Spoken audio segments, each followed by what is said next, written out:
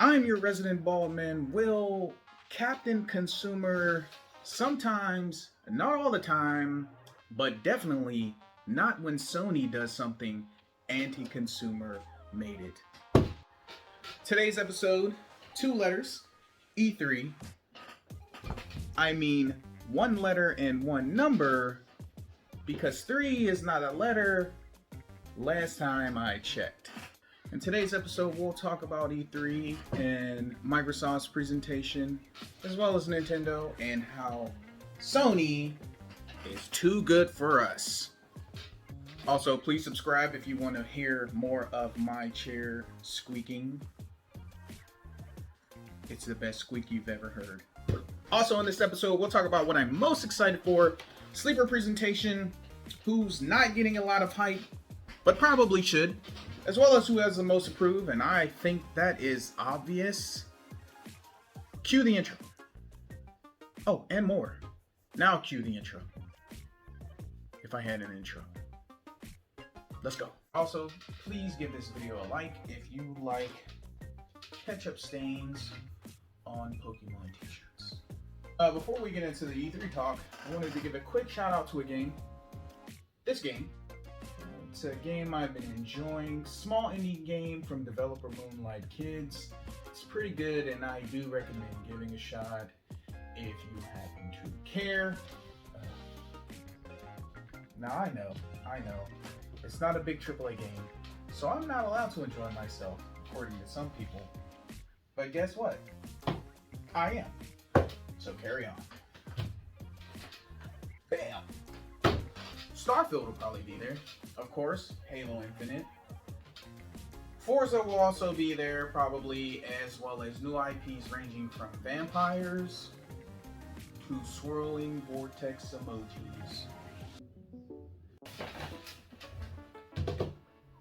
Xbox. Halo will be front and center this year, with every frame being overly analyzed, especially by ponies who are eager to clap back for Aloy. Last year, we were exposed to the massive sex appeal that is Craig the Brute.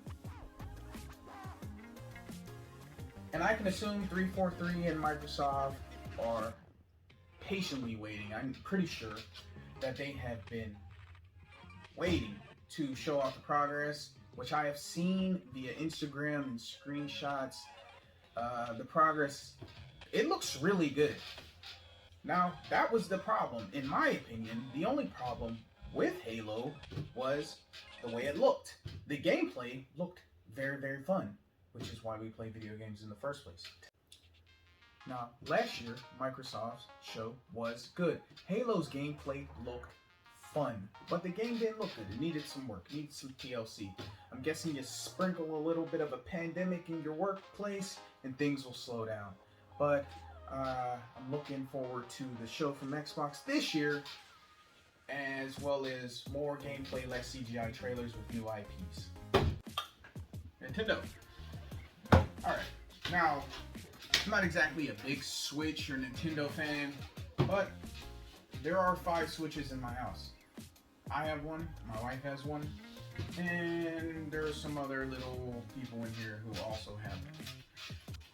Now, Nintendo will have plenty of 720p titles to showcase at this year's E3. JK, Switch fans. I don't know what's worse. The fact that I'm covering Nintendo, or that I'm speaking and like I'm texting someone. Now the Switch Pro seems to be real. It's seemingly been confirmed by everyone, except for who? Oh yeah, it's been confirmed by everyone except Nintendo at the time of this recording. Expect trailers for Breath of the Wild 2, Splatoon 3, which I may try because I've heard Splatoon is actually a lot of fun. And I don't get very much use out of my Switch anyway, so I think I'm going to give it a try. And the Pokemon games, of course, Diamond and Pearl Remix may show up one way or another, and Pokemon Arceus. redo. Because the one from a few months ago was... Think of Pokemon Arceus as one of those like abstract paintings, you know, the one you gotta like squint at. You're like, oh yeah, I see it. That was Pokemon Arceus. Overall, Nintendo should be pretty fun, as usual. Looking forward to it. Now, PlayStation won't be there, which sucks, you know. We look forward to seeing everyone's show, especially PlayStation. I mean, it's PlayStation.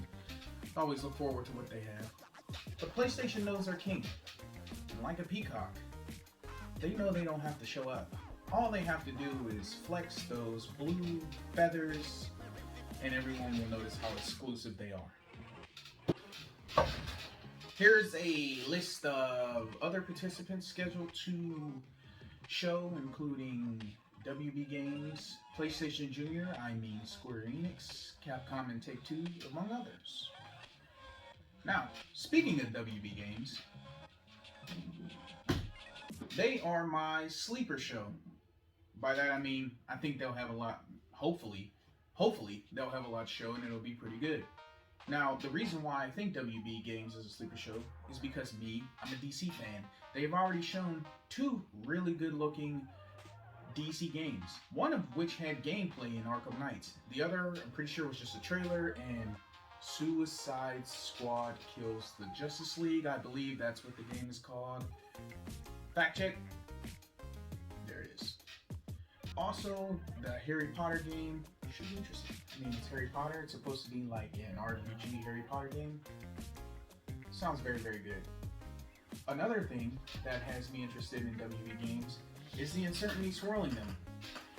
We've seen several companies get scooped up. Now, WB Games has a lot of interesting IP, including the DC games, Harry Potter, Lord of the Rings, Mortal Kombat, which is NetherRealm, which I think is like a subsidiary of WB Games.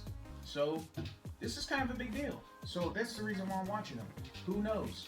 Maybe somebody shows up and say, oh, by the way, such and such belongs to us now. We shall see. Next Sunday. 7 days away from E3, by the way. Xbox had a pretty good show last year, but all anyone talked about was Craig the Brute. So now they have a lot to prove.